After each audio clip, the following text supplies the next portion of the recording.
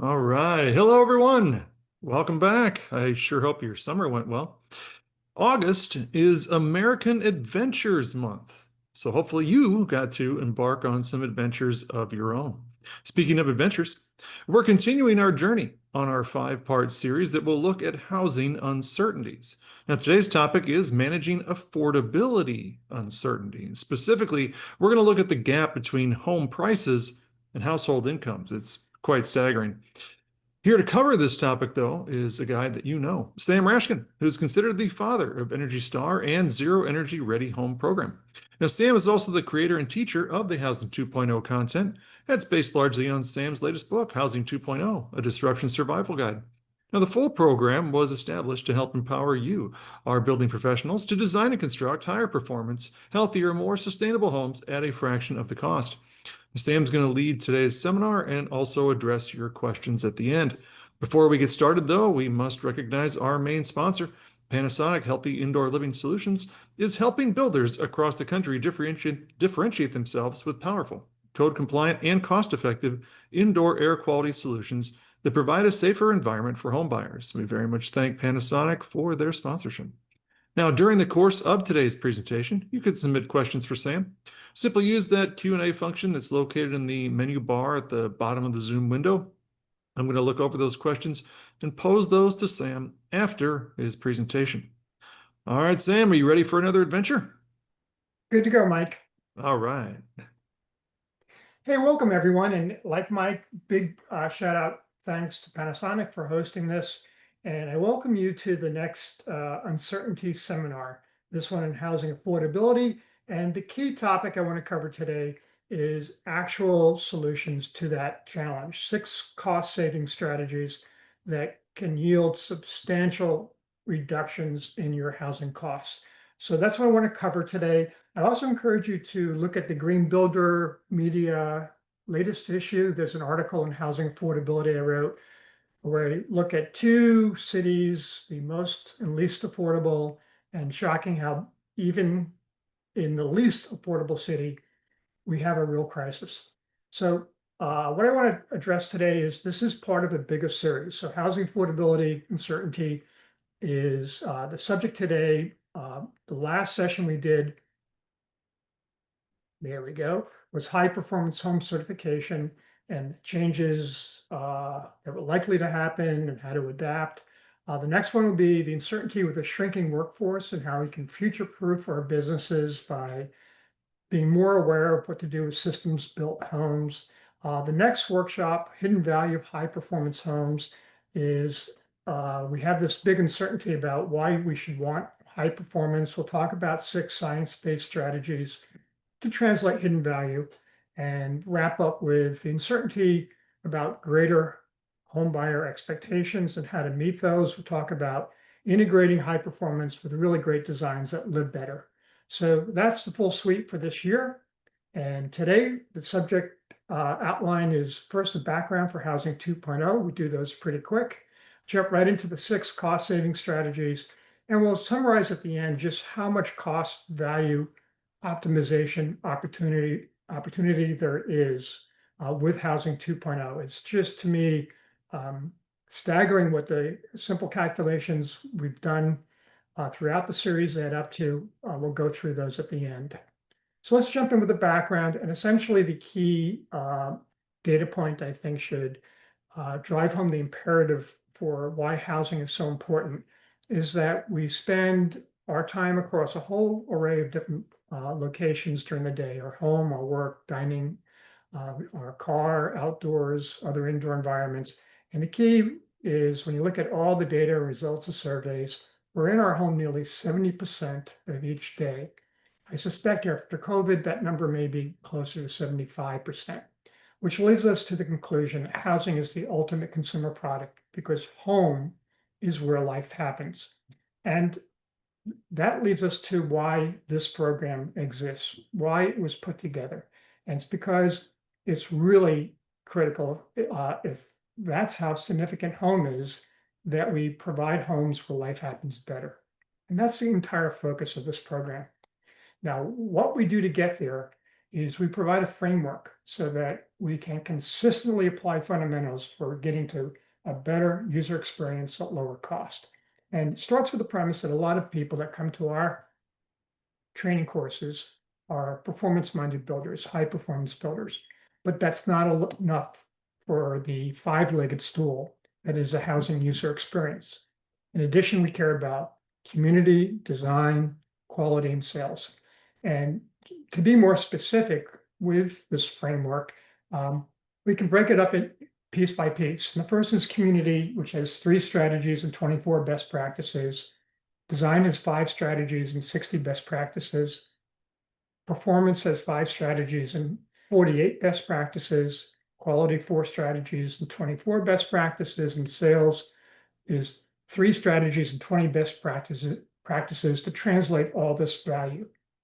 And the key reason why I got into Housing 2.0 is where I was spending my life and where the builders I were working with were overly focused in their business was on performance and really 3 elements, 3 strategies of performance and efficiency, building science, and often indoor air quality. And I'm here to suggest that's absolutely a must-have. Couldn't agree more about that, but it's not nearly enough. So that's what we do with Housing 2.0. Now, how we do it is really important. We recognize there's some guaranteed sure things in terms of really enhanced user experiences. And that's where, compared to a first cost business model on the left, we want to make extra investments to really capture those user experiences that will transform how people live in their homes. So we invest in experts and special features at a higher level. So the cost is going up. But we have all this cost optimization that can extract all these savings that are really powerful that we want to apply at every step of the way. That results in cost savings and all the added value from the enhanced experience and lower ownership costs that result. So that's the second step, is to do all that optimization. And the third step is to translate the cost advantage, which easily adds up to tens of thousands of dollars per home as a cost advantage. So that's what we do. And today we're going to focus on this part. How do we optimize cost? That is the subject of today. And it's embedded in all the Housing 2.0 details, but this is going to curate all of it into a simple package for you today. Now, the other thing I like to highlight is we get results. Mike and I worked with a number of builders in action groups applying Housing 2.0. One was Tim O'Brien Homes, the largest production builder in Wisconsin. And we were just real excited working with Tim O'Brien. This is just a screenshot of some of the work we did with them, which shows all the notes on the left that we applied to the original first plan. On the first floor, we had a 26 odd recommendations for optimization. On the lower level, another dozen recommendations. Outside, we had another 10 or 12 recommendations. And we wound up with an optimized floor plan that every way lived better, had less square footage, and was just a better product for Tim O'Brien. So the next step after we get to the optimization is we have builders measure what they are doing, because you can't manage what you don't measure. So we give them a spreadsheet, have them analyze all the outcomes, all the cost savings, all the added value. And what Tim's calculations added up to was about 46,000 of cost savings, about 72,000 of added value, almost $120,000 savings for this one model home he builds over and over again. Remember I said tens of thousands of dollars? Here, just optimizing design, we wound up with nearly $120,000 savings. It happens a lot because of the extra square footage or the reduced square footage, just simpler construction, less costly construction, and often wind up with all this added value we talked about, better outdoor living connections, better connection with the lower level that lives entirely different, and get rid of spaces we don't need. So this is what we do. These are the kind of results we get. And this is the documentation key resource for how you can learn about Housing 2.0. The goal again is to optimize high performance housing professionals so they are positioned to be industry leaders. Okay, so let's dive into the 6 cost saving strategies we want to cover today. Remember, this is that middle section where we extract all the cost saving opportunities to really get tens of thousands of dollars per home, reduce cost. So the key part of this is this concept that we're going to go from excessive to optimized. That's what we're basically doing. And there are 6 key pillars for how we do that. The first is getting rid of this excessive waste and going to optimize lean. Incredible benefits doing that. The next pillar is we're going to get rid of excessive complexity and optimize simple. Next, we're going to get rid of excessive systems as an afterthought approach to how we develop homes, to optimizing systems integration. It always amazes me how the HVAC design's an afterthought, storage, lighting, so many factors of what we do with homes, how they'll be furnished, always an afterthought, should be absolutely critically integrated at the very onset with the design process. And then we go from excessive quality assurance expenses, reworking and customer satisfaction and extra waste and so forth to optimize quality.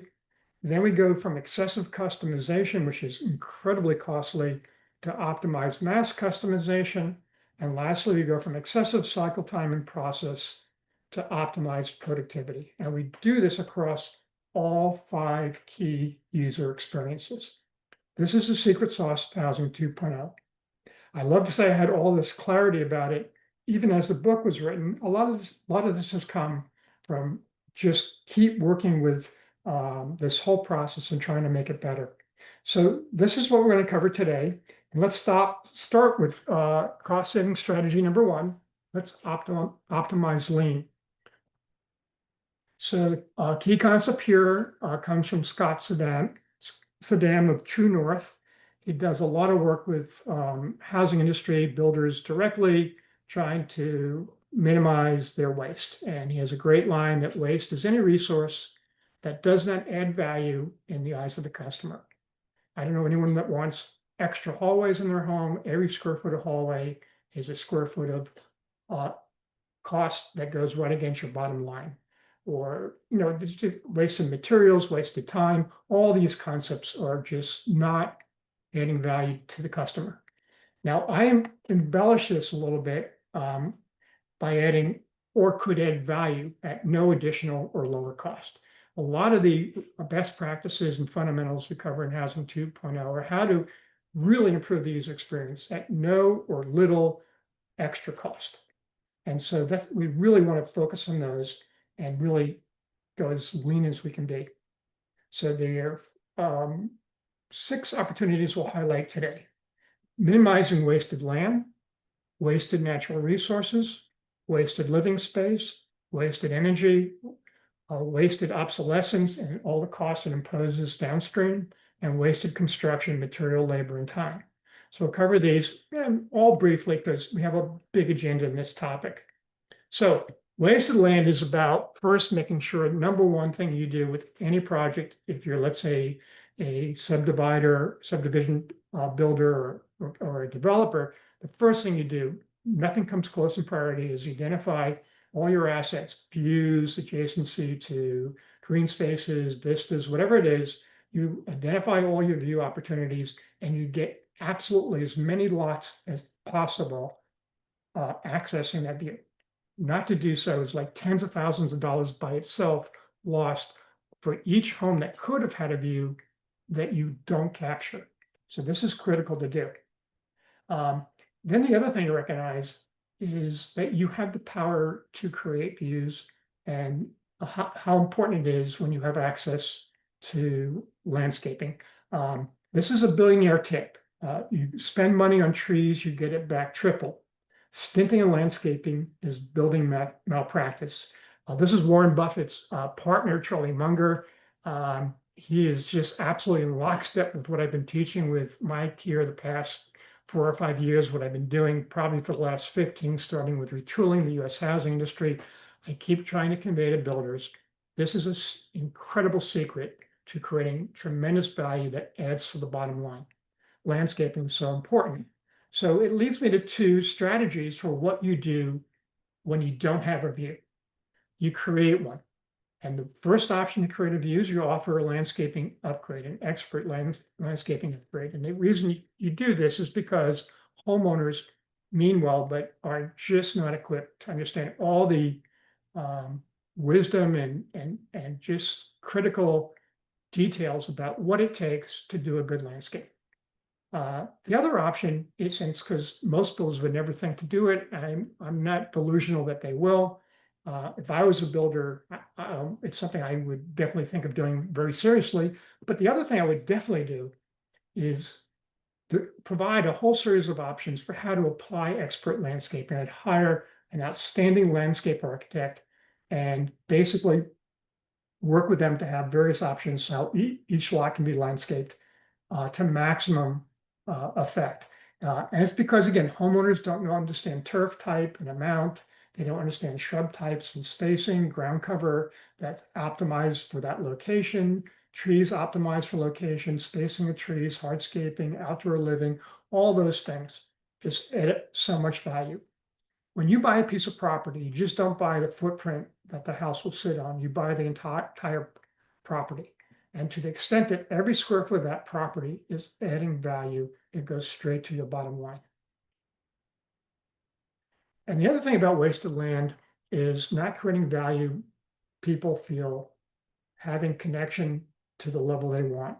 And when you have big garages in front and no community connection, that's a huge lost value. Ultimately, over time, those neighborhoods, I'm sure the data will validate, have much less appreciation than neighborhoods that have a great community feel. And you have a couple of options. If you have to have the garage in front, you want to make it recessive. Your better option is if you can get a rear garage, front porches and views to the street, all create community connection. And it adds, it doesn't waste the land's value. Again, it's really significant form of waste.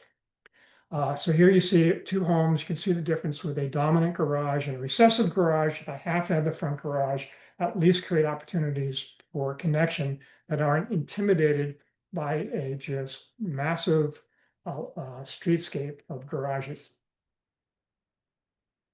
The next thing is I always get frustrated about, maybe the second to optimizing views for me is not wasting natural resources. Now, the sun and the wind are there just to be leveraged for a completely dramatically better user experience. So this is just a common way you'll see communities laid out with virtually no regard for orientation. So personal experience driving past the deserts of California, Riverside, California. Shortly after I moved there, I was shocked that there was no consideration in a completely flat topography. So the topography wasn't dictating any orientation. There was no emphasis on orientation. So this is exactly what I would say over and over again driving through Riverside, California. Every single window, the blinds are closed. Now, if I'm not crazy, I believe the purpose of windows in the first place is to create views, daylight, and fresh air. So you virtually mitigated the functionality of the window or a substantial amount of it just because you ignore orientation and architectural solutions to then leverage that orientation. So in contrast, we can lay out communities with predominantly south-facing lots. And to do that, we have to recognize that usually 70, 80, 90% of the glazing in a lot of subdivisions that are dense, you're going to be facing front and back, which means you want streets east-west, so the windows in the front and back are facing north and south. This way you have maximum control of sunlight when you want it and don't want it, and daylight. So here's a client of mine's, one of their projects, when I first started with them, looking at some of their existing work. And you can see this project has 29 units, 0% of them are facing south. You see here is a compass. North-south is going up and down the page, and every unit's facing east-west. And so I basically laid out the unit for them. We revised it so that every house, 73% of the units were facing north-south, and increase the number of units by 4, and repurpose this minor little playground that would probably get zero use and would be wasted land into pickleball courts, which are quite the craze right now, and often enough of a amenity to attract probably additional buyers. But you can see virtually at no additional cost, we create 4 additional lots on the same piece of property. And with units that have about 85% glazing on front and back, we now have them oriented so they have more daylight and more control. And here's the issue. Again, we put in windows for views of natural light. On the left, if we are facing correctly, we don't have the blinds down all day. On the right, they're down. And because the human tendency is not to want to go raise up and down in the morning and night, eventually you wind up with the blinds down all the time. 98% of home builders designers score natural light top home feature in 2022, edging out usable outdoor area, which was 92%. So again, I keep advocating for outdoor living. I keep advocating for daylight because it's a sure thing. Everyone loves daylight. So you can have a room like this or a room like that, and the choice is yours. It's a matter of, do you design for the natural resource? And then you, of course, use shading techniques and orientation to make this work. Now, the wellness benefits are not trivial. Natural light's associated with boosting vitamin D, warding off seasonal depression, improving sleep, and enhancing productivity. The other benefit of orientation is you capture the natural free heating and cooling that's provided with good solar design. So if I'm facing north-south, just the orientation, a study in California showed that you have about 25% free heating and cooling just doing that. Again, the thermal mass benefits of thermal mass and shading would further enhance those savings. And this was done on an analysis for coastal locations in light blue and inland locations like Riverside in dark blue. And you can see how high the savings are. So it's just like giving away, dumping a 25% discount on heating and cooling and throwing it away if you don't design for natural resources. And then also to enhance natural resources, thermal mass is a big deal because it gives you this way to store heat so spaces don't get excessively hot. And also what happens is thermal mass creates a superior control of surface temperatures. They're warmer in winter and cooler in summer. And surface temperatures have 40% greater impact on perceived comfort than ambient air temperature. It just lives cozier. It lives more comfortable.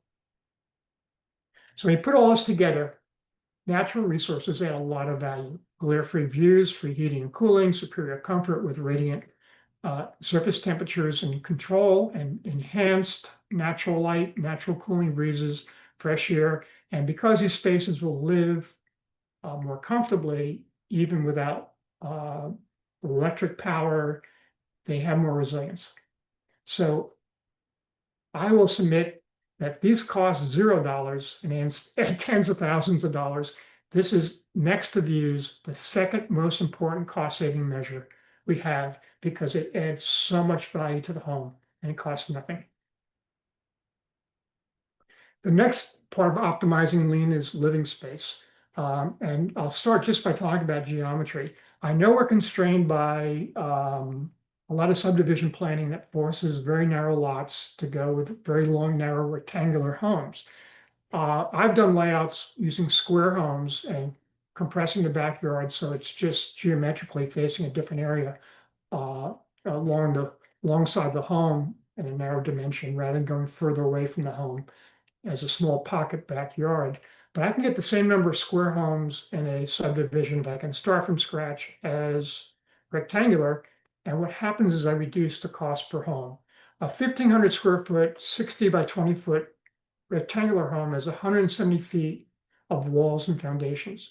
A 1,500 square foot home, assuming one story, has 155 linear feet. So 15 feet of extra walls and foundation with no benefit. In fact, a disbenefit, because of the long footprint in a rectangular home, it often entails more wasted space and corridor space than you have in a square home. So if you look at the cost per linear foot for wall and foundation, it's about $110. So it's almost $1,700 of cost to go from rectangular to square, and I have a better home with double the view to the backyard, which is more view, double the view, 10% energy savings because I have less wall exposed to outdoor conditions. So I have less ownership cost as well, less construction cost. Geometry is not trivial. It's a big deal, but you have to think about it from the very beginning when you're planning the communities. The other way of optimizing lean is open floor plans. About 20 to 30% perceived larger space with open plans than with compartmentalized floor plans that feel much smaller room by room. So just the perception of this is a much bigger house, and it doesn't cost you any hard cost for additional construction. In fact, it can cost you less because you wind up with less square footage.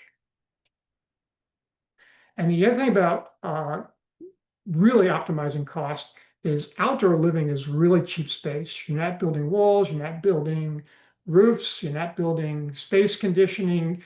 Outdoor living is such cheap space and it's so desired. 87% of homeowners surveyed thought investing more in outdoor living was important in 2022. It's always, we know people love this as a amenity in homes, and it's such a cheap amenity, makes the home live bigger so that if the 2,000 square foot home feels like 2,500 square foot home, if it opens up to a really nice outdoor living space, that's 500 square feet that you save up construction for a trivial additional cost to provide the outdoor living amenity. And again, you can see basically the difference on the left, having a small room open up to an outdoor space, it mitigates the real true small size of the space. And then outdoor spaces, like I said, they're so cheap. It's basically furnishing them once you build a nice surface, a deck or patio, whatever it may be. And the other part about being lean is avoiding wasted living space that is compromised and loses value because of clutter. Lack of storage is just a crisis in so many home floor plans I go to. It's great when we build them and we set up the models and we stage them and don't include all the stuff that people bring into those homes once they move in. And so we have no real experience of what it'll be like living in the home going through the models because it doesn't include all the stuff we need to put in the homes. And what we see from research is there are significant psychological effects, stress and increased cortisol levels that can become chronic, and it makes it hard to focus and be productive. So storage is a big deal. And we see what happens when you leave it up to the homeowners. Usually things don't go well. So there are a lot of opportunities to make spaces live bigger and not have to build all that square footage. These are the built-ins. I get more rejection of this idea from builders than any other recommendation, but those that do it get great results. And so I'll talk first about the business case. The first is recognize your buyers don't want to own stuff. They much prefer that they didn't have to buy all the furnishings that are required when they buy a new house. They're a sharing economy culture. And so the home has built-ins that they don't have to buy. You're right in the sweet spot of how they like to not own things. And then there's the insanity of moving. The cost of move furniture that a lot of buyers have often exceeds the value of the furniture itself. So you avoid all that expense, and it's a big savings. And and built-ins are transformative. Spaces live 20, 30% bigger just because you get so much more out of them. The best way to kind of get a sense of this is go into a decent sized boat, go down into the living quarters in a boat, which are usually flooded with built-ins and storage everywhere. And those little spaces just feel so much more sumptuous because of the built-ins. And then the lower cost. If a 1,500 square foot home lives like a 2,000 square foot home, and I avoid 500 square feet at $200 a square feet, that's $100,000 of net benefit I accrue. And a lot of options, everything from window seats, entertainment centers, shelving, desks, dressers, closet storage, hutches, drop zones, mudroom, storage, garage storage, the list goes on. And let me give you some examples of why this is the case, or at least one. On the left, you see a hutch in the dining room. And what happens is it's a freestanding furniture. So I have the airspace behind it that's awkward, the gap. So the furniture is backed off the wall away from the the baseboard, and there might be outlets behind there that are plugged into. So you get the awkward gap between the furniture and the wall. Then you have the space on either side of the freestanding furniture that loses value because it has no real useful function left. And the floor to ceiling benefits are lost because you just have that one piece that stops at about 30 inches high. In contrast, the built-in hutch on the room on the right, you see dramatically the entire wall has value now. You have storage across the whole wall. There's so many potential items that create clutter that now have a place to go. And you have all the shelving benefit all around the hutch. And even a window seat was added for further storage, maybe for things like pillows and blankets for the living space, whatever it may be. And you have the added benefit of a window seat. So built-ins are transformative. Everything in that space lives 20–30% bigger. And when you add the cost of that space that you're saving, you no longer have to build, built-ins wind up being lower cost than leaving them out, with the caveat that your design right sizes to account for all the added space, effective space they create. Here are some examples I'll highlight. On the left is a bedroom without built-ins. On the right is one with built-ins, and you're talking 5–10x more storage. And the whole room lives completely different than having the freestanding desk and a freestanding bed without the end tables and storage and shelving and dresser benefit. And if this enables me to go from a 12 by 12 or 12 by 14 bedroom to a 10 by 12 bedroom, now have my floor plan footprint able to fit the setback constraints of the house. And so I save 30, 40, 50 feet of construction at $200 a square foot, $6, $8, $10,000. I can build this built-in for far less. Now my 10 by 12 bedroom is much more sumptuous than the 12 by 12 or 12 by 14 bedroom. Once you add all the freestanding desks and dressers and end tables and shelving, it's just insane how much bigger it lives, and you don't have to build all the square footage. So again, I get a lot of pushback on this, but I'm always going to keep pushing because I had such success in my architectural practice doing this.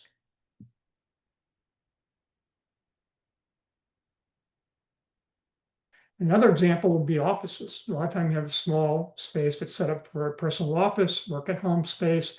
And at the left, just if it's freestanding furniture, it's really hard to make their office live bigger. But once I put in the built-ins, like you see on the right, that small office space is transformed. And plus the clutter and a place for everything, the printers and the papers and books and supplies, and it just those things have to be accommodated, and so just you're designing for how the space will live. Now let me give you an example of doing an office that's insanely powerful, the one on the left. Here, what we've done is we've gotten rid of, instead of just having wasted understairs storage that has hardly any value, we've now added to this room a work at home space that could be advertised and promoted as an additional feature of this home. And it's insane how this, just by built-ins, a space that had such trivial value now will bump up the whole value of the home. Often work at home spaces, they have 5 to 10% value. If a home is $400,000, that means $20,000 to $40,000 of value. That built-in doesn't cost $20,000 to $40,000, and it transformed the space. Alternately, by way of understairs, is good expert designs and built-ins just create an incredibly enhancing element in the home, rather than often a drab closet door and hardly utilized space below the stair. And then lastly, living space, I just want to show you a floor plan that I did for a production builder in California as part of a project to do efficient homes there. And what I just want to show you is just how simple the floor plan is. It's only 1,400 square feet. And I can go room by room by room through the design, but it's 3 bedrooms, it's 2 full baths in one, and even the second bath has a separate entry to the commode and the shower bath. So you have the compartmentalized bathroom for 2 users. You have incredibly generous storage in the master suite. You have incredibly generous kitchen, really a separate work at home space. You have the bedrooms are small but live big because of all the built-in dressers and desks and storage. And so we didn't have to build big. We just had to leverage all these advantages. But if the 1,400 square foot space lives like 1,800 square feet, and I'm at 400 square feet net savings, I didn't have to build at $250 a square foot hard cost. That's $100,000 that can go towards a lot of the little incremental investments we made in built-ins and other features, maybe quality trim or color, whatever it may be. And now I want to move to optimizing lean for energy. We don't want wasted energy either. And we're kind of there. The codes themselves have gotten so much more rigorous on the heels of the success of Energy Star certified home and zero energy ready home. So, in lockstep with Energy Star, the codes have just been increased in requirements, basically because you have so many Energy Star homes voluntarily being certified. There is no argument that it was not cost effective to include these improvements in the code. So we're at a point right now where a 2015, 2018, 2021 IECC code home is equivalent to an Energy Star or zero energy ready home enclosure. We're basically there. And so it kind of means as the country is almost rapidly moving to these latest codes, the worst home is almost a zero ready enclosure. So that's pretty significant. It means we're building energy efficiency. We're not wasting energy. However, what is really important to recognize is that now we're obligated to manage the risks that come with that efficient enclosure.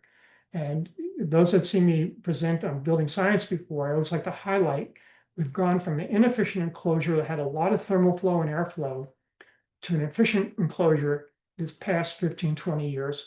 And now we have dramatically less thermal flow and airflow, along with a cold surface on the cold side of the home. So in cold climates, that's the inside of the sheeting in the winter.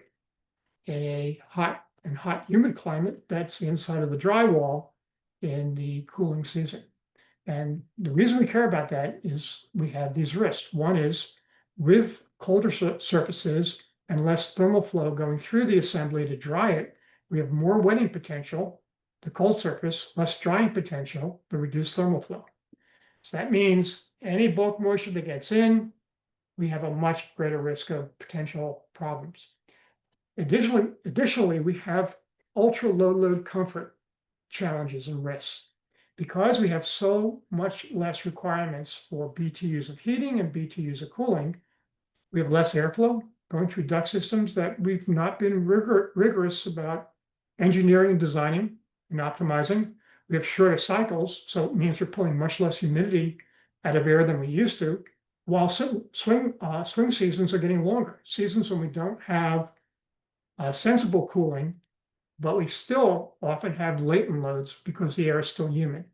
So these can create all sorts of challenges and risks of comfort failures because the system has to adapt to these low loads. And often we're not fully addressing this challenge.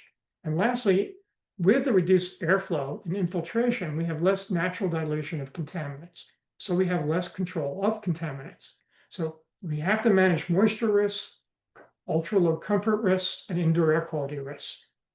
And the other part I want to mention that's related to all this is we have to minimize waste of building homes and letting them become obsolete in 3, 4, 5 years. There's an incredibly significant move towards solar electric systems on homes because the costs have come down dramatically and the infrastructure and supply chain to provide them is widely available. Disasters are exponentially greater frequency and exponentially greater magnitude of risk. Water shortages are very severe in large parts of the country, and there's this very substantial transition to all electric homes as innovations in electric technology, cooking, space conditioning, clothes drying and clothes washing. There's so many innovations happening that we know we're transitioning to electrification on top of natural increases in use of electric vehicles and also battery systems coming down in cost as well. So these are basically hard trends. They're not if they will happen, they're in process of happening and dramatically impacting how homes need to optimize them and leverage them in the future. So we need to address them. And I say all this because I want to put all this together, optimize energy, optimize uh, um, for hard trends, and manage all the risks that we talked about. All this informs me of what high performance homes should be. A high performance home should be homes that live better. That's why we do them. And what we need to do is address those last three waste elements: energy waste, the greater risks that come from making homes more energy efficient, managing the energy waste, and minimizing obsolescence. So effectively, again, like I said, this informs for me what a high performance home is. It minimizes energy waste by being efficient and smart enclosure, efficient and smart equipment, and efficient and smart components. And then manages those risks that come from this efficient enclosure with complete comprehensive moisture protection, ultra low load comfort system, comprehensive indoor air quality system, and then it minimizes obsolescence by being zero ready, disaster ready, water ready, or water efficient and electric ready.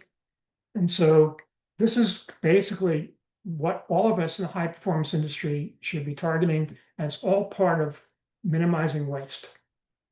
Okay, one last part about this whole section here is where I find we don't minimize cost is when we don't consider a true cost analysis. For the SIPs industry, I got to take a deep dive into really focusing on developing a tool for that industry that applies to any high performance home innovation. And it's that you have to look at all these elements, again, future ready, risk management, how to get the best energy efficient performance. And so when you compare SIPs versus framing, there are incredibly significant cost factors that really have to be counted and are not being counted. You get, in the case of let's say, an advanced wall system like SIPs, you get the insulation built in, installed to grade 1. So you have to include those costs. You get a complete air barrier system. You get inherently like almost passive house tight air leakage construction, or at least 1.5 ACH 50 or less at least. You don't need to have attic venting and all the interface holes and flashing details between the attic and the house. On quality, you have much less rework, risk, inspections, and training. On waste, you have less framing requirements. You have less drywall requirements because the outside walls don't need to be cut the drywall to fit the framing, which is less cutting and less material waste. You have less trim because the walls are ultra dimensionally accurate, and you have much reduced cycle time, which affects operational cost, velocity of sales, which is a huge impact on revenue, and inventory turn is much reduced. And then you have all this enhanced quality and resilience. It's stronger, it's more dimensionally accurate, wildfire resilience, impact resilience, earthquake resilience, pest resilience. And you have all these additional square footage. If thinner walls, a 4-inch SIPs outperforms a 6-inch frame wall, that's 2 inches of added space around the entire perimeter of the home. And added volume where a SIP roof creates a conditioned attic or attic storage or vaulted ceilings, and enhanced ability to qualify for incentives, 45L, utility incentives. You get what I'm talking about. If you don't do the math for all the interactions and all the cost effects of one choice over another, you're not making an informed decision. We have to do true cost analysis. For those that are interested, you can go to the SEPA website and actually see the true cost tool there. But it's basically, it doesn't matter if it's SIPs or insulated concrete forms or if it's advanced construction modular. I don't care what you're doing. All these kinds of related impacts will happen, and you have to factor them in.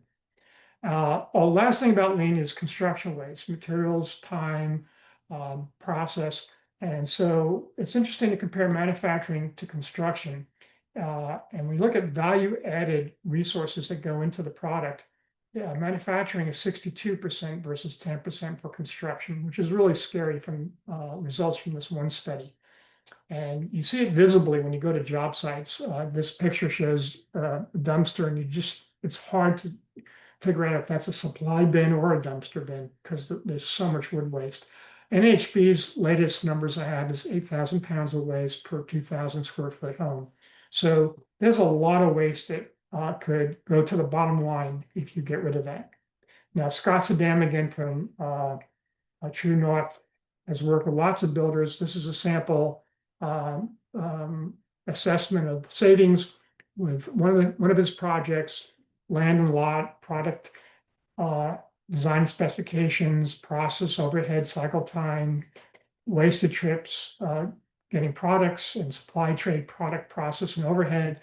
And this particular builder assessment came to 60 to 94,000, somewhere about 75,000. Midpoint is the waste cost. And why that's significant is that $75,000 is equal to the 15% profit margin on an average price home, which is scary that that's 450,000 today.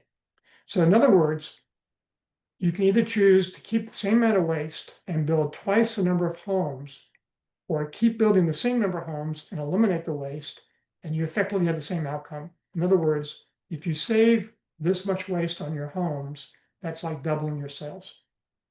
So waste is a big cost saving opportunity. Okay, strategy number 2, and all the rest are much quicker, simple. I'm going to optimize simple. Leonardo da Vinci said it best: simplicity is the ultimate sophistication.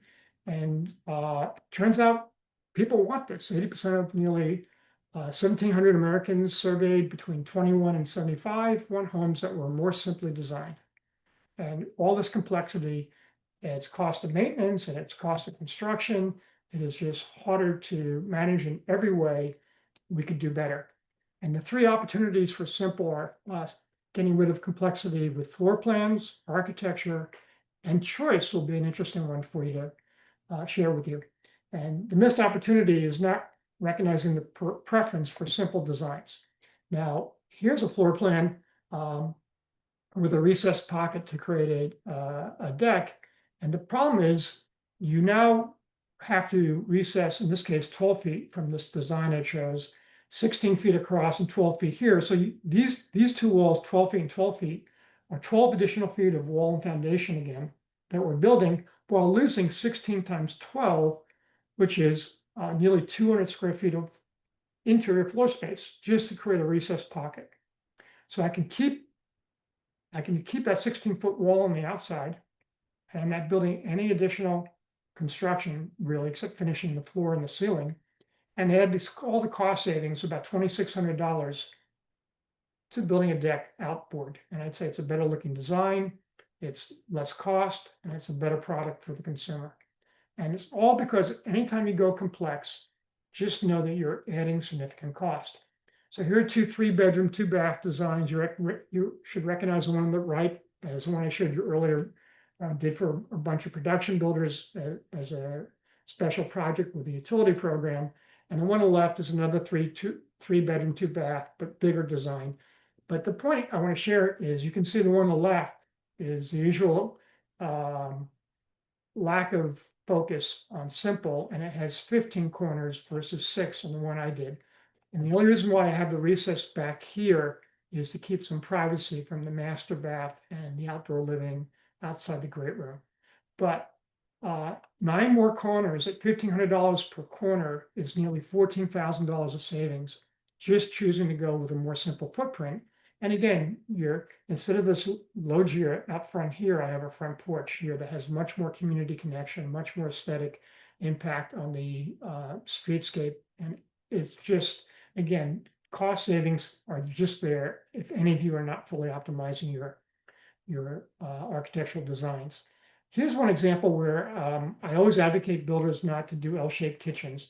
This corner usually is a dummy cabinet because it's It's very expensive to have hardware that can get to it, and it leads to waste anyway. So usually it's a dummy corner, and then the corner cabinet for the high cabinets is also a dummy corner. This space is hardly workable because it's buried in a corner. So I like the design of take away the pantry cabinet on the end, put it here where it's dead space. So you're getting rid of the space that has no value, and the space in the end has a lot of value. You don't block off the whole connection with the adjoining great room with this tall pantry cabinet. You wind up with more counter space, more pantry storage. You don't have to have a counter, which is two pieces that have to be seamed together. It just simple saves you money, always does, and is a significant strategy. And in terms of architecture, it's like the Europeans always got it. We often think European architecture is inherently intricate designs. In fact, city after city, this is basically what European cities look like. They're very simple architectural geometries, and the elegance and the exciting atmospheric ambiance that's created is from the color, the trim, at the street level, all the awnings and amenities and hardscapes that they use. So we're just focusing on the wrong thing with complexity of architecture. So the home on the left is just insanely excessive. And you have a nice home on the Cape Cod home on the right, which is incredibly more simple and lower cost to build. And lastly, I mentioned it might be a surprise for many of you that I have curated choice as a excessive complexity in construction. And I'm not going to go on a long rant here, but I've mystery shot thousands and thousands of homes, and just every time I go across the country, people are overwhelmed with both the experience of the models and then having to go to design centers and pick from thousands of choices and come up with their own home configuration. And more importantly, what concerns me the most is it almost is like a built-in way for builders to get people to go from let's say from a home from the low $400,000 cost advertised to hardly getting out of there for less than 550 once they go through all the choices they have to make. So I think it leaves a bad feeling with a homeowner. Maybe it's like a bait and switch. It's advertised in the low 400s, but really, if you do anything like what the model looks like, really it's a $550,000 home. And I think the car industry does a better job of helping people make the right budget decisions and not get overwhelmed with a purchase of just a large, overwhelming product. So this is a Toyota price sheet for their models. And you can buy a car for 30,000, for 32,000, for 35,000, or 36,000. And what you can do is once you decide what budget you're in, let's say you're in the $32,000 budget, you know where you're at and you know where your choices are. Some basic trim front seats, some basic grill options, and some basic suspension options. Now, if you can get up to a $35,000 budget, you can go to leather and you can get to bench touchscreens and some heated front seats. And you can decide where to be by the critical features. And then your choices in terms of seat colors and some other amenities are just all within that price range. And so you're not, when you're there trying to manage this budget, that's like at a gambling casino table where you lose track of the value of the chips. And I think we need to curate choice more, and it'll be incredible how much more cost-effective homes can be. And so keep your buyers on budget. It will get them to the right key features. They'll limit the choices so they don't go crazy during the buying process, and they get the performance they want. Now, I know every builder would tell me my buyers want all the choice. Again, I don't think I've been to particularly when I go to custom builder meetings, I don't get away without hearing all the war stories about people crying at the design center and meeting with the designers and making all the choices. The husband and wives almost go into divorce mode because there's so much tension. So I think we have excessive choice in this industry that would yield tremendous cost savings if it was curated. So this is one mock-up I did for a builder just to say, here's the kind of thing you could do. Here's your model, and you have the value package, which you can get at this price, deluxe package at this price and the limited edition at this price. And then you keep people in the design center at the level 1 choices for this option, the level 2 for deluxe, level 3 for limited edition. You keep them focused, making the right choices, and you're honest. If you're really willing to go to 535, I can get you those really high-end cabinets, the granite counters, or the advanced hardware and trim, whatever whatever it may be that bumps the prices up $100,000, $150,000, flooring, etc. So I just think we need to rethink how to manage the cost of the homes. Okay, strategy number 3 is systems integration. There are a lot of systems in a home, and people don't realize that beyond MEP and structure, which are the functional systems in our home, there are also systems that affect how we live in the home. Furniture, I would never do a floor plan without furnishings to show a consumer. Storage is a system, aforementioned, with the built-ins, lighting, bulk moisture, how it flows off the building and gets drained from the property, how are we managing that system, and technology, how are we integrating smart home in the design, entertainment, solar and batteries, EV charging. All those need to be figured out. And it's a missed opportunity if this is an afterthought once you're done with the designs. So an example would be, none of your buyers will care if a roof slopes 4.8, 7 and 12, or 5 and 12. And if your roof is a simple design, which it should be, the truss manufacturer won't care either. And if you go to exact multiple of 2 feet or 4 feet, you eliminate waste of sheathing, often a lot of cutting of sheathing. That could be thousands of dollars of savings.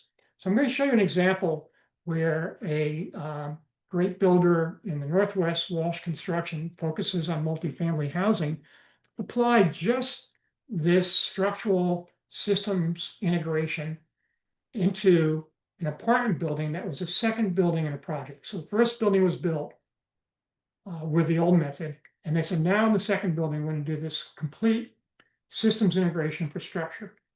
And just that yielded 24% reduction in cost from the first building, the target cost they had.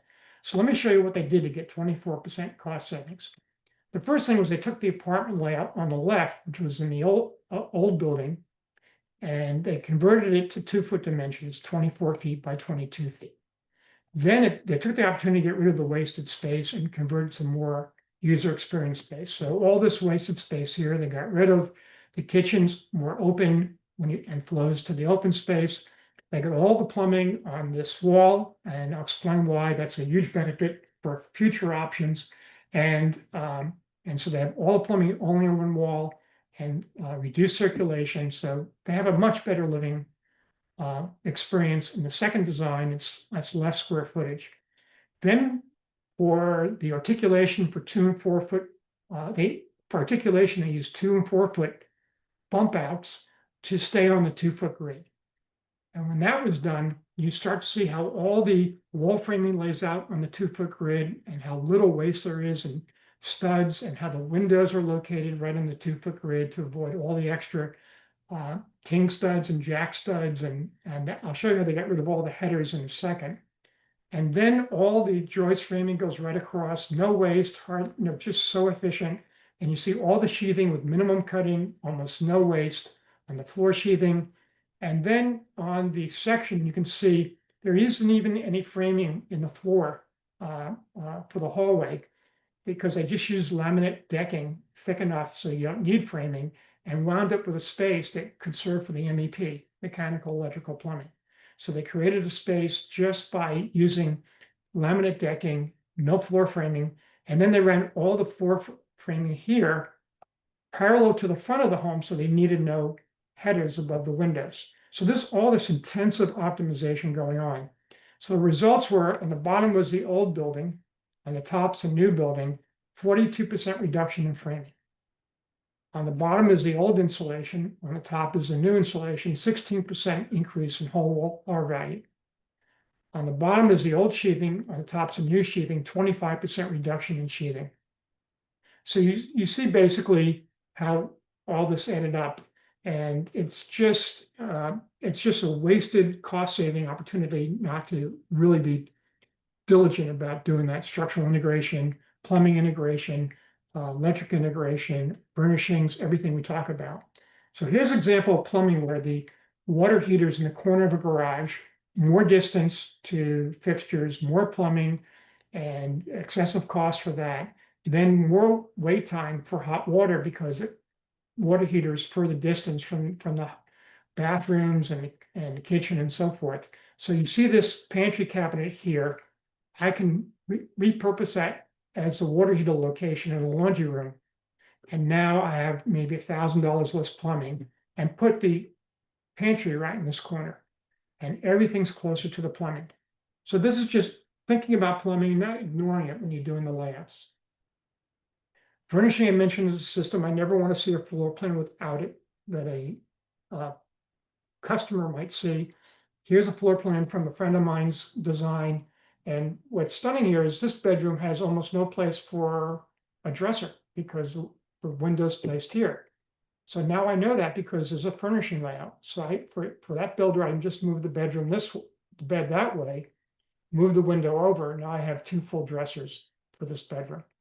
Similarly, in this bedroom over here, I have only a small dresser because this door is over here to the closet. So I move the door over, I can put it here. And all that optimization is only obvious when you have furnishing layouts and you see these are mistakes. And it costs $0 to make these rooms look better. So furnishing is really important. Let's talk about quality. Savings opportunity number 4. Cost is more important than quality, but quality is the best way to reduce cost. This is Junichi Taguchi, a famous Japanese expert on quality, who's written many of the advanced principles of optimizing quality at lower cost. And so quality is a huge cost savings resource. Now, often we underestimate how much impact quality does have on cost. It'll be limited to things like delays, insurance, litigation, reputation, litigation, it's double, rework, satisfaction, valuation, warranty. In fact, almost all these elements are impacted by quality and impact cost.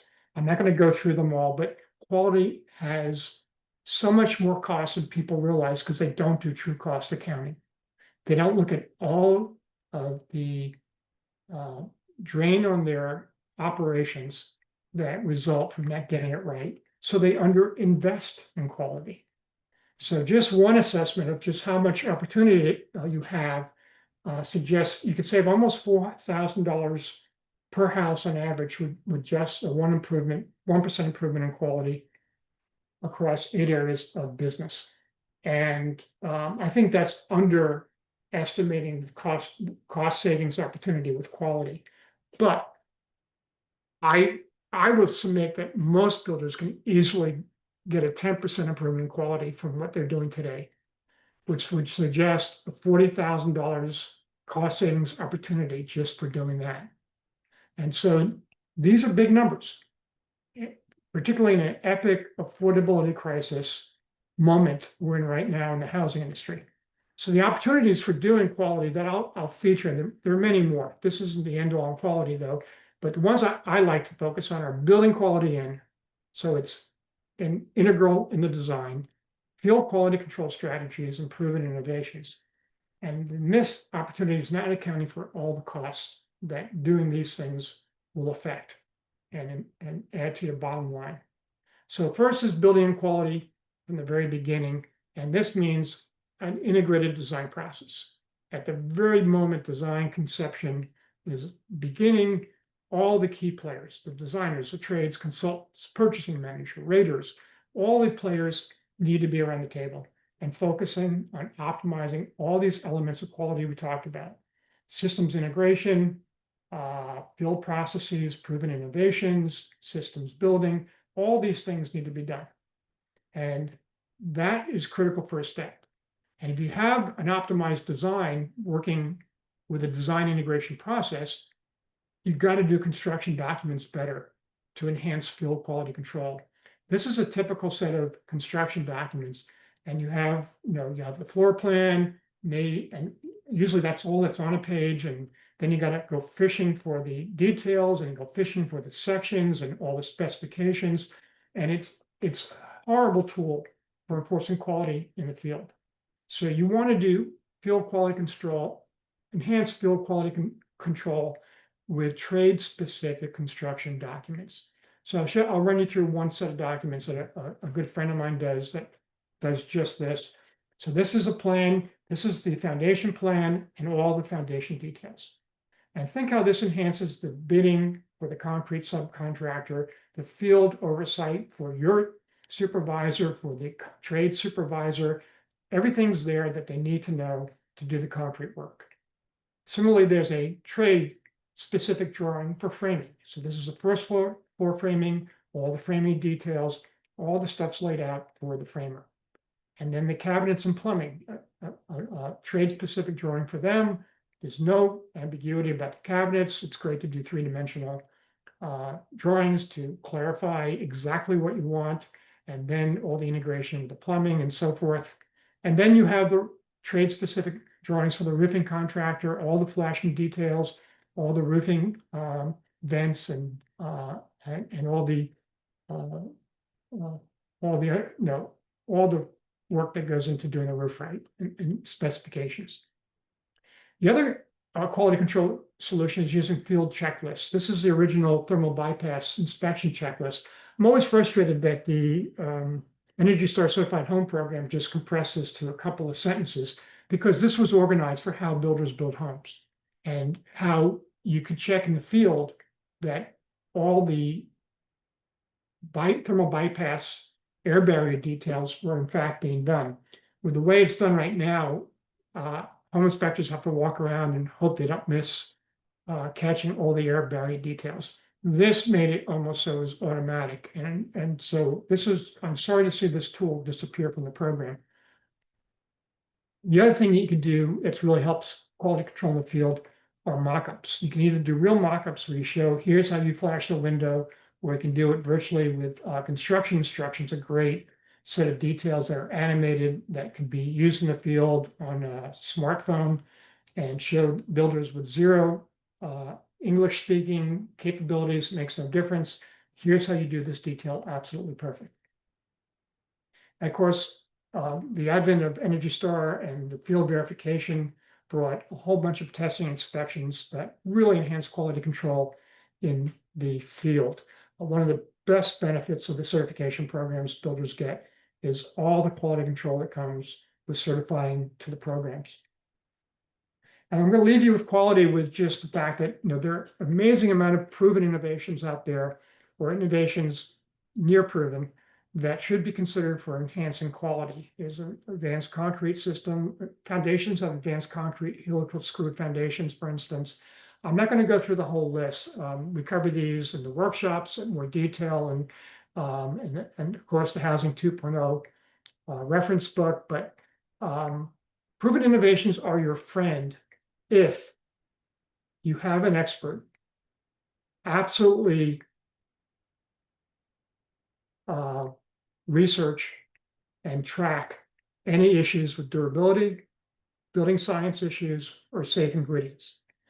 So a great example, safe ingredients would be Chinese drywall was a mess. And you need to be on top of that not happening to you as best you can. Sometimes these things are hard to predict, like Chinese drywall. The things that happened with Flatjack, which was, I think, the truss joists that can be exposed, or the eye joists that can be exposed in the basement, and of course that does wind up having all sorts of issues, outgassing. And there's all sorts of building science issues with using steel framing. Whatever innovations you're considering, you've got to run through the litmus of durability, building science, safe ingredients. And I recommend a building science manager or a retainer that you use to make all your choices about which proven innovations you use. But they're amazing at enhancing quality. The one I'll highlight, maybe, for instance, in space conditioning, is plug and play airtight duct systems. Many of you know RIA is a new system that's out there. It's faster, better, cheaper, quicker. And so just make sure you run it through the checks and it's good to go, would be an example. Mass customization. Okay, we have excessive customization. Builders believe you have to give a million choices to homeowners. All I'm going to tell you, I know you want to do it, you can't afford to do it. Not if you're selling to mainstream buyers. Custom builders, knock yourself out. And the way you do mass customization is you leverage experts' solutions, because you're going to be developing a building block that you use over and over again. So the investment you make in that expert gets amortized into a smaller and smaller cost as you continue to use those building blocks. And they're architectural building blocks, and then they're interior bath and kitchen building blocks. And the best analogy I can make is it's like as if the housing industry wants to make tailor-made homes when all we can afford are factory-made or mass customized homes. And with clothes, all of us would love to have a tailor make a perfectly fit clothes and style. But what clothing manufacturers do are hire these great experts who are great at design and materials and fit and trim and new styles. And then they develop those building blocks of shirts and pants and suits and so forth that are made in factory, mass produced to size and to people's body types and so forth. And then you go and you buy the clothing at a fraction of the cost it would cost you for custom, without probably too much difference in the net visual appearance you have with the clothes. And it's a huge cost savings. So the same thing we want to do with mass customization. We want to have optimized building blocks, have experts just make them work at the highest level, and then offer strategic but limited choices that create ample customization and huge savings. So here's an example friend who developed a project called School Street in Libertyville, north of Chicago. He developed 6 basic building blocks, and then he had great designers, really experts at really trim and color and lighting and cabinets and finishes. He applied really good building science. He was one of the first, he was a good high performance builder, good health choices and smart home choices and lighting, landscaping. And even as you can see, we're using these narrow side yards, not as a wasted space, but as an amenity. So then we have A, B, C, D, F in the first floor and A, B, C in the second floor. And if you want to build a third floor, you can build a third floor right on top of the second floor with 1 or 2 bedrooms and the same stairs and bathroom on the next floor above. And it kind of is just so, it's like Lego blocks. And then he had the 1 kitchen, he had the full bath, the half bath, and he had the kids' bathroom, and he just plugged those in over and over again. And these were the net customization that I will submit has as good a look as a street of custom homes, even though it's the same 6 building blocks built over and over again. But when you can have 2 or 3 stories as an option, or 3 different roof truss configurations and 2 different pop-out windows and 1 or 2 front porches and 2 or 3 siding trim packages and a few color packages, this is the diversity you get.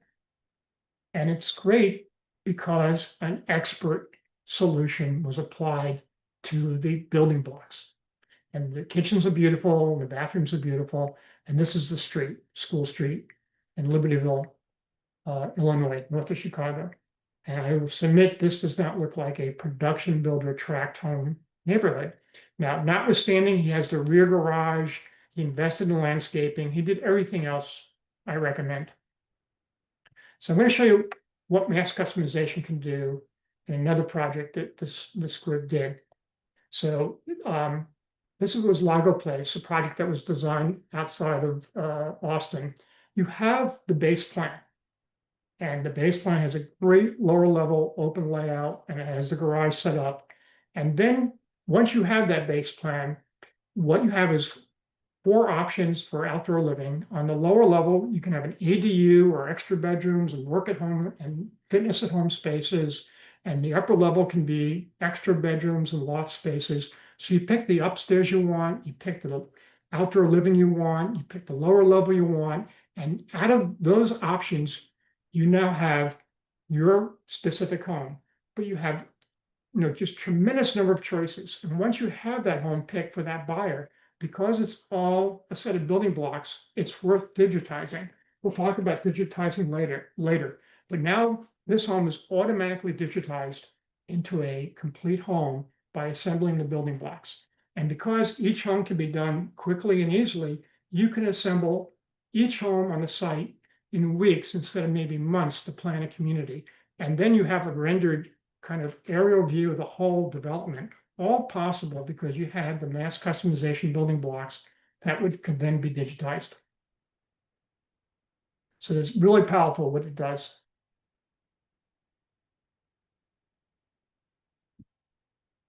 Okay, the last cost saving strategy is optimize productivity.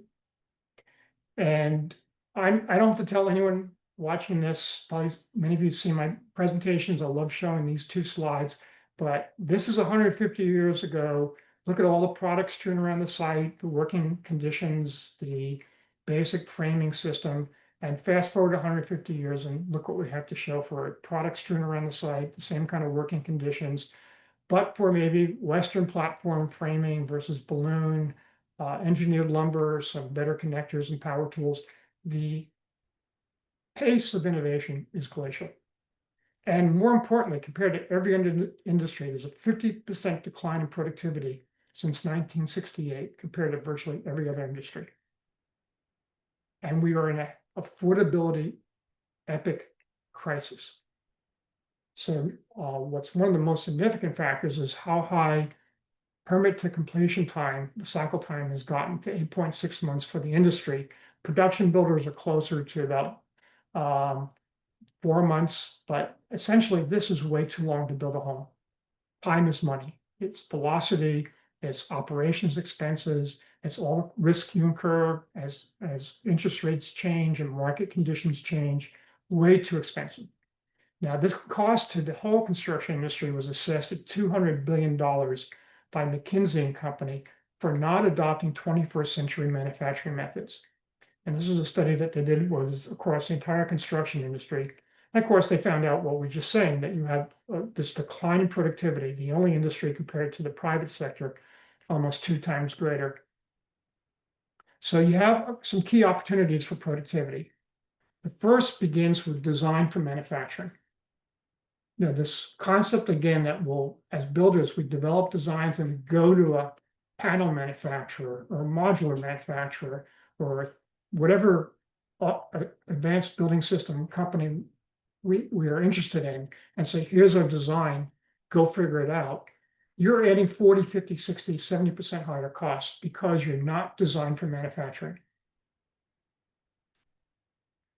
You have this resource, you have this cost-saving opportunity that's substantial, but you have to design for the process. You have to optimize your product. So it's lean, simple, systems integrated, quality, optimized, and mass customized. Then you can go to the plant, and now you're ready to build a product that's designed for the plant and has all these other elements we talked about. And then what you do is leverage digitization and systems building. And missed opportunity is optimizing quality for a sub-optimized product. So here's a McKinsey and Company assessment of digitization across all major industries. There's construction at the bottom. Orange and red virtually mean almost no digitization. But for agriculture and hunting, construction would be right at the bottom. And it's not acceptable for making the ultimate consumer product, at least not for mainstream buyers who are becoming house poor because home prices have gotten so high. So this is how a car is made. It's virtually constructed first on a computer. Every aspect of how it can be made with the least cost, with the least risk, with the highest quality, and the greatest user experience is optimized because you see every aspect of how that car will operate on a computer. In contrast, we build with these analog drawings that are just insanely primitive compared to what every other industry does. You want to create a virtual twin rather than rely on analog drawings. And so when you have all this digitized, we know how every system fits together and how the whole building can be work faster, better, with significant cost savings. And faster is cycle time and automated bill of materials and scheduling. Better is quality, accuracy, systems integration, and self-learning. And savings comes from productivity, waste, reduction, and less rework. So here's just an example of if we have a BIM-worthy project, we have optimized the product, it's a full product. Now it's worth investing in digitizing. And you have your plumbing completely configured so the plumbers know what to do. Your mechanical systems fully digitized and optimized so the mechanical contractors know what to do. And the electric work is all digitized and coordinated with the entire home so everything fits together as it should. So now you can go to the structure, starting with the foundation, then the framing, and then you can go to the roof framing. You see everything's adjusted for each other so the fit and the coordination is optimized all parts of the home. And you can almost see going through the home, have we optimized the framing? Do we have any excessive framing we don't need? So everything is enhanced by digitizing. And then you can create the actual home and how it will look and optimize. Is the trim right? Does the transition between casing and moldings work? And does the cabinet transitions work? And do all the lighting fixtures work and they located correctly? Everything can be done when you digitize. So what are your systems building options? Well, the first are subtractive. Subtractive manufacturing is when you take products and you cut away what you don't need to create a finished product. So you have waste, you cut away to get to a finished product. And the basic options there are kits like Ready Frame and others. Panels would be conventional framing made in a plant, structural insulated panels made in a plant, insulated concrete panels, precast concrete, and then there's modular, finished or rough modular units, also known as volumetric, hybrids, which are panels plus modules for the kitchen and bathrooms called cores or pods. And additive manufacturing has no waste. You just use the materials that you need to create usually the enclosure. And that could be ground-based 3D printing or aerial construction systems are being developed that are pretty interesting. And then there's field robotics, which in the field you can have a robot install the drywall, for instance, or install the brick. There's a lot of different things that can be done. And again, faster, better, cost savings, and added revenue from velocity. So just these systems are kind of the final piece once you've done all the other optimization and quality and mass customization. Now manufacturing can just bring you in another substantial cost savings. What's interesting, of course, is compared to the rest of the world, the US is way at the bottom. The flagship for systems building is Sweden at 85%.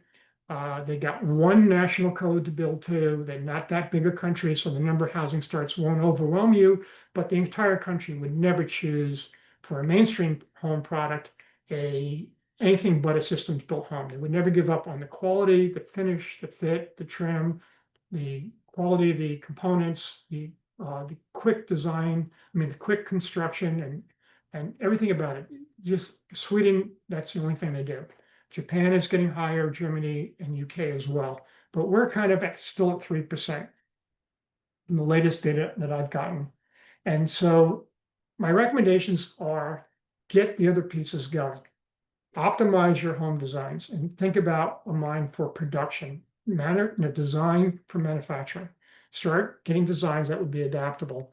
And if you have a systems building solution in mind, design for that particular system. Understand all the parameters about how the panels are made, what's your maximum size windows, or what kind of dimensions are most aligned with how the panels are made, what kind of, again, footprint issues you should know about. Can you put plumbing in the outside walls or not? Get all the parameters nailed down and design your home for those parameters and use true cost analysis to make a choice to use or not use that systems building solution.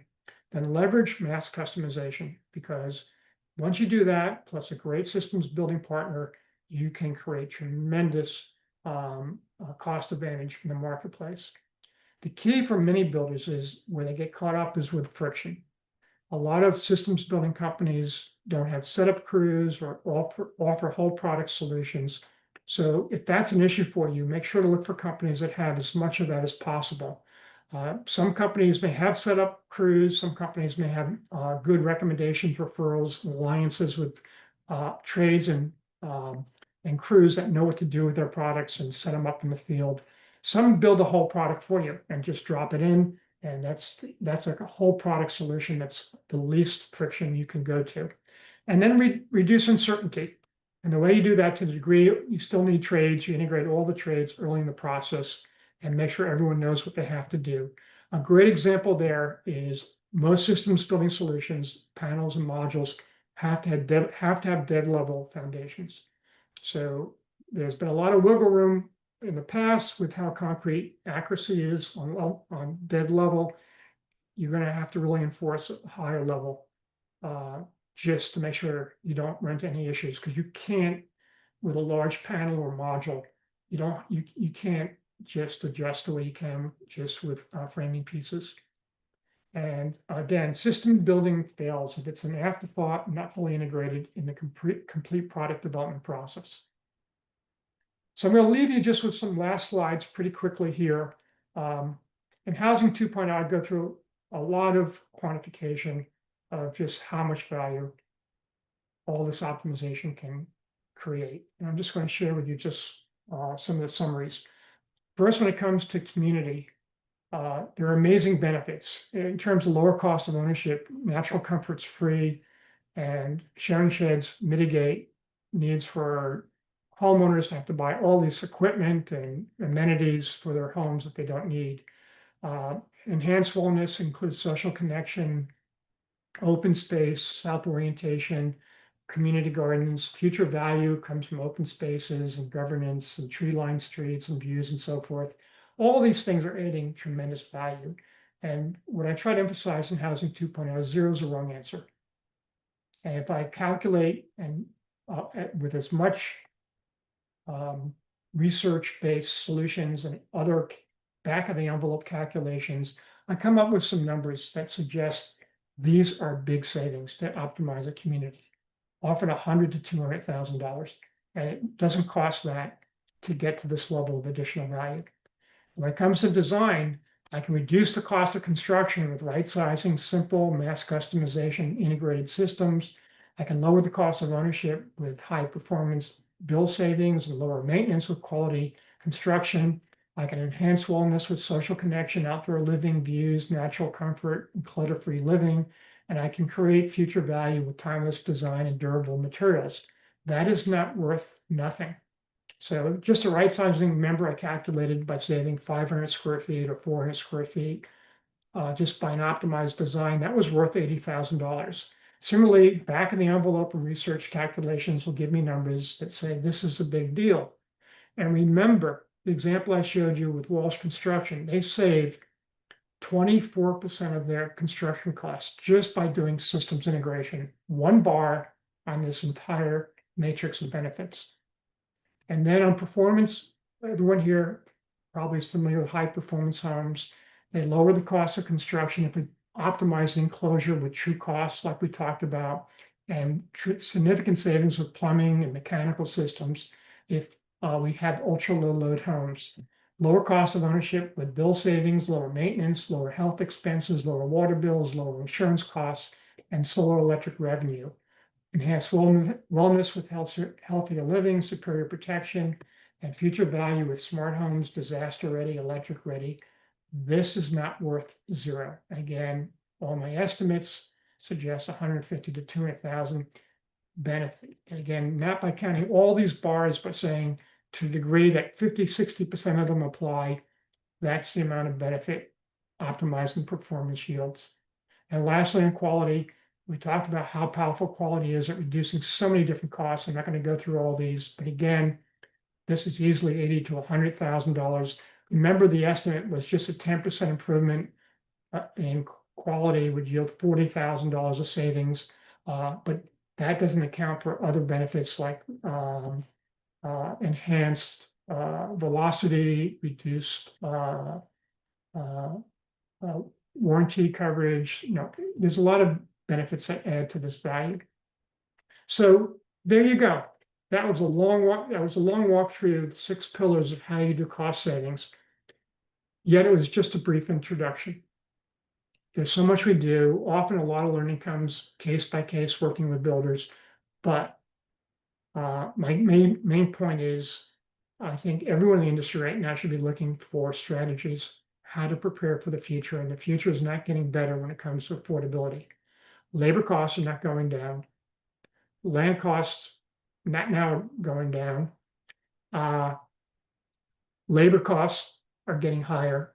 Material costs. I mean, we have to figure out how to be better.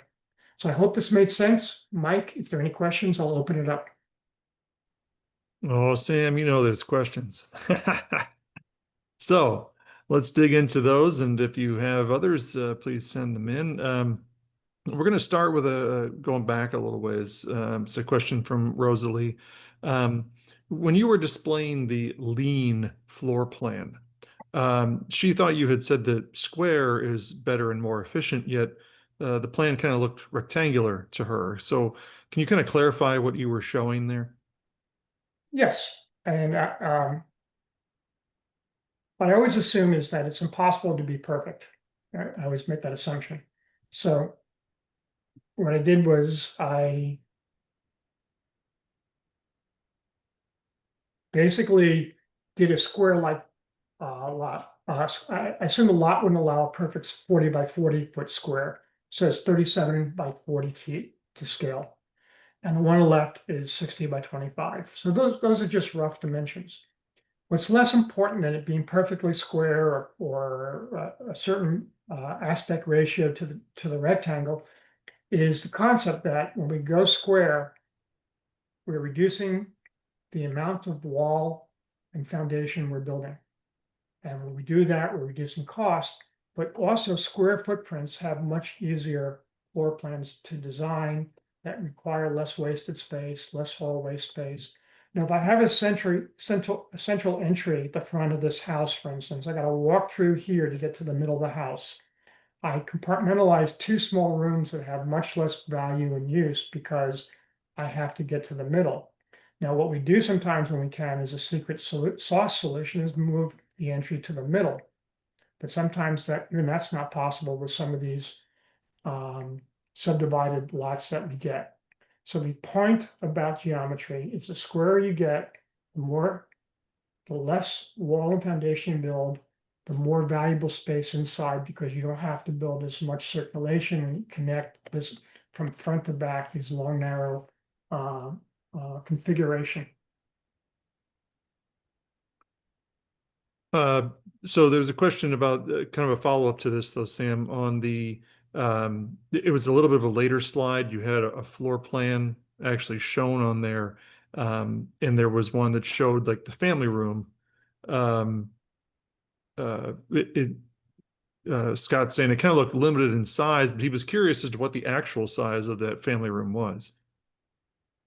Let me show this one. You know, I never show dimensions on a drawing because I want to show how it lives. It lives with enough size for a L-shaped sofa and a full luxury, a single person seat. And I have enough for like a 70-inch TV and a full entertainment system. So that's the size of it. Okay, very good.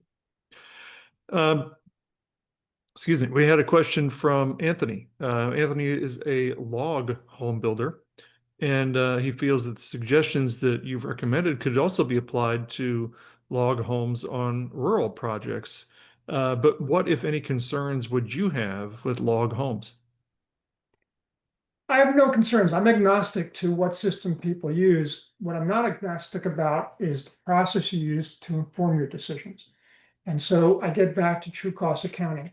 Just my concern is that people look at all the related costs and benefits and related enhancements that may happen and account for them all. And when you do that, and you have an informed decision, and then you make the choice that makes sense.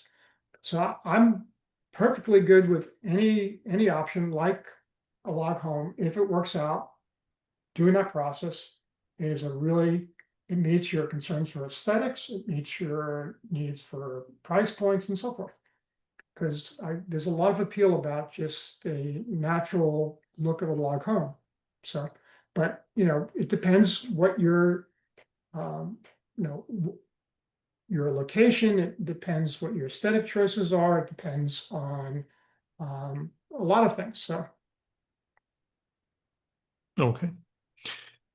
We had a question from Georges in regards to your projects. Do you manage your projects with software? I tag team with this digital company to do some of my design support services with people, and they use SketchUp to do a lot of the mass customization and layouts.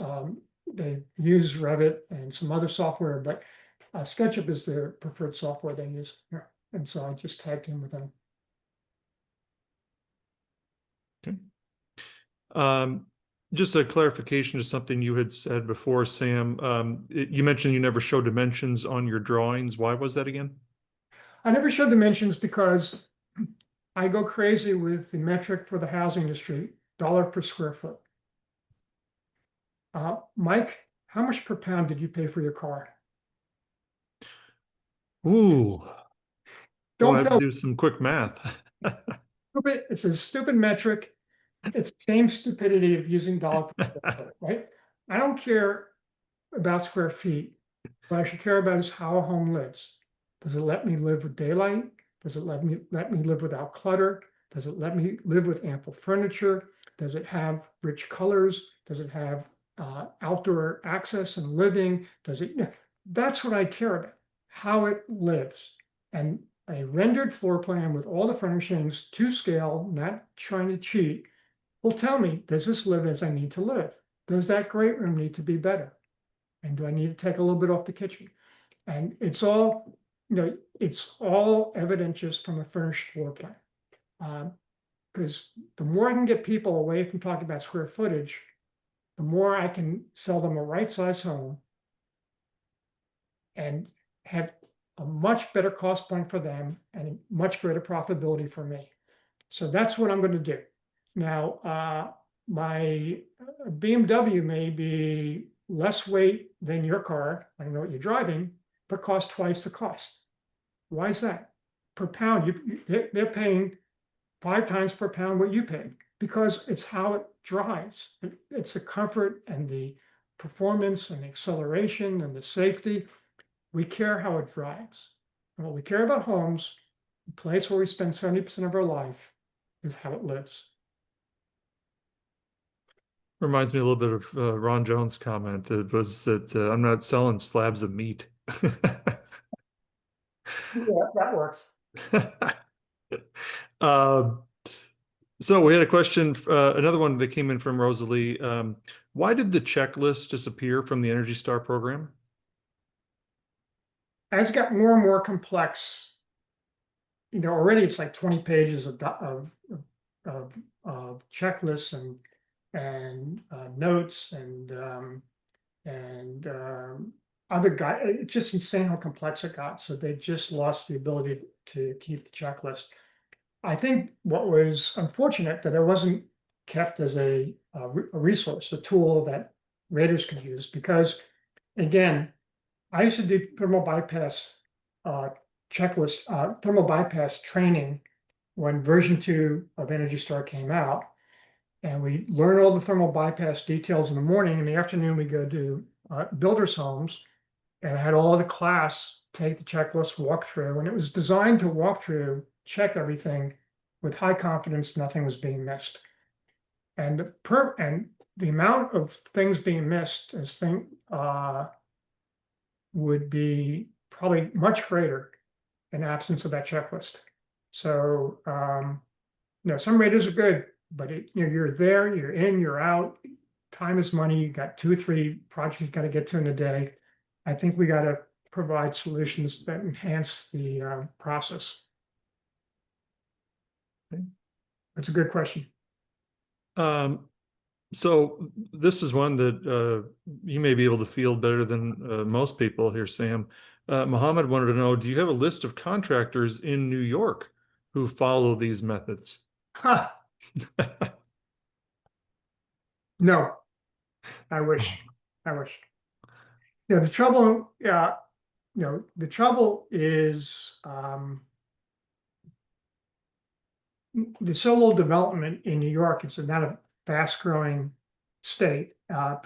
Metro New York is, the suburbs are all filled out, and then upstate New York's not a growth area. So most contractors are small. You don't have any national builders in New York that I know about. Maybe in Long Island there might be, I doubt. So it's just, it's just a market where you have to hunt and peck and find the right people, do research. Or you can use, you have some good industrialized, advanced manufactured homes in New Hampshire. Like Unity Homes right there in Walpole. If you want a good high performance home, you have some good builders in Pennsylvania and around New York. So you have a lot of options for that.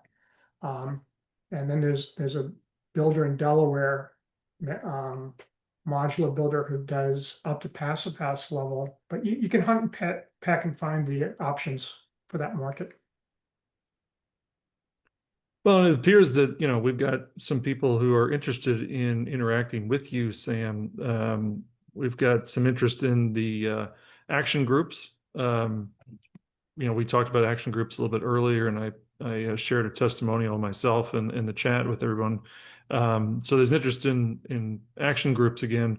There's also interest in collaboration with you on development of a development of a community. Well, my email and phone number right there on the page that's on the screen right now. And so feel free to reach out. Yeah. So there you go.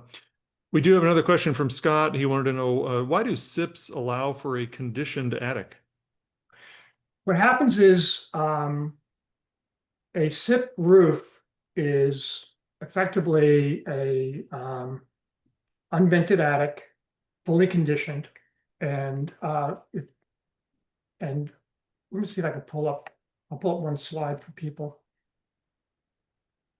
to show you the power of that.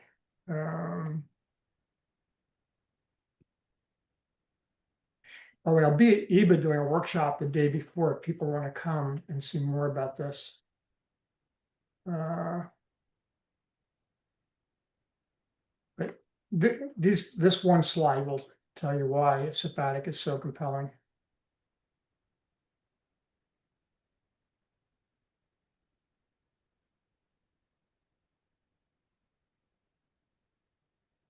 So this is basically a SIP attic. You have a ridge, and then you can basically support the panels right there, and then that becomes this, right?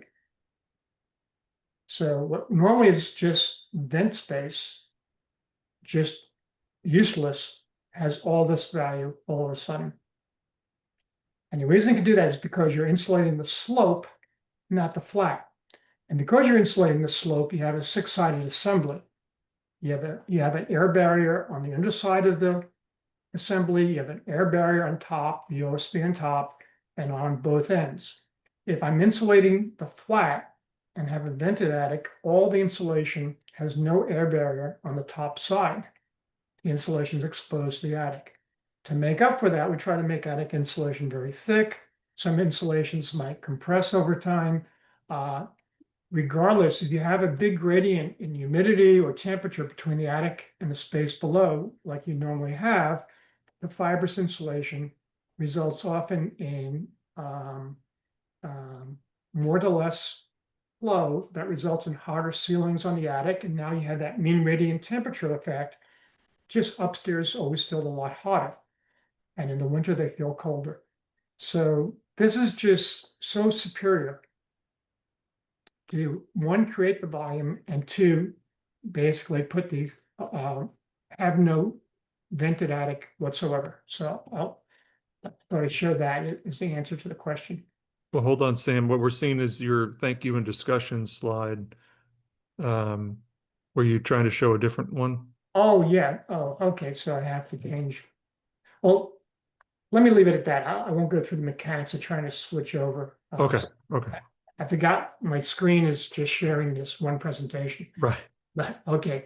But The Yeah, yeah, go ahead. There's a follow-up question though from Scott about any concerns on condensation on the underside of the roof deck. zero. Let me tell you why. First, I'm gonna do this, Mike. Uh,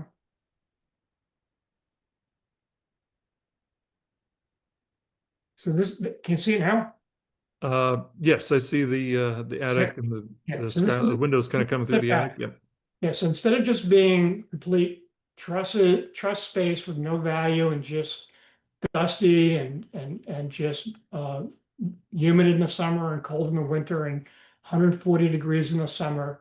Now it's conditioned space that can become this. And so we create all this value is what I was trying to show.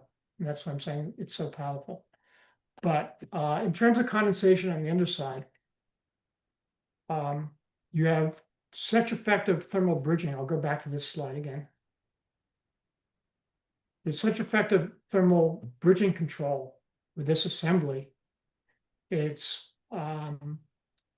it basically a non-issue if you have the right amount of insulation. The bigger problem will be in cold climates, you have to make sure that you don't have ice damming because of thermal flow that may be able to go through here may eventually melt the snow and start dripping, and you know how it creates ice damming at the bottom where it refreezes at the eave. And so a good recommendation sometimes with these roofs in really cold climates is to put an air gap, much like you do in the siding, so which requires another layer of sheathing and then the underlayment and roofing. So the bigger concern is not condensation on the underside, but ice damming on the outside. That said, my friends who build all these SIP homes in Minnesota and Montana have, I've never heard any significant issues with ice damming. But if you skimp on the thickness of the panel, that's a risk that you would incur. All right. I'm looking. I don't see any other questions. My guess is you're going to get some emails, Sam, in regards to interest in collaborating or action groups. So be on the lookout for that. Will do. In the uh, in the meantime, I want to thank all of our attendees for being here today. Really do appreciate not just you being here, but also the wonderful questions, the compliments that you send in. We really do appreciate that. Um, Thank you also to Panasonic Healthy Indoor Living Solutions for their generous sponsorship as well. Our next webinar is going to take place in 3 weeks. So on September 11th, we'll look at how to manage uncertainty around a shrinking workforce and skill sets. Sam and I are going to get started right around 2 o'clock Eastern time. So I hope you'll join us. Until next time, have a wonderful Labor Day weekend. Please stay safe, stay healthy, and take care, everyone. So long.